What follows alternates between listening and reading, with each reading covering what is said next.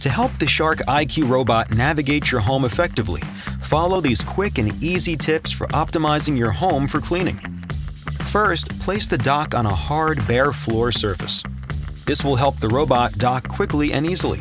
Place the dock with its back against the wall, with a clear path for the robot to return.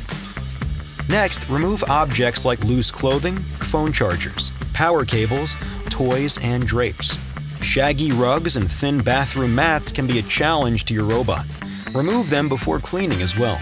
Because your IQ robot will map your entire home, enabling you to select which rooms you want to clean right now, be sure to open all doors to rooms you'd like mapped. If there are any areas you do not want your Shark IQ robot to map, use your bot boundary strips to prevent access. For additional information, visit the help section of your app or sharkclean.com/support or call this number.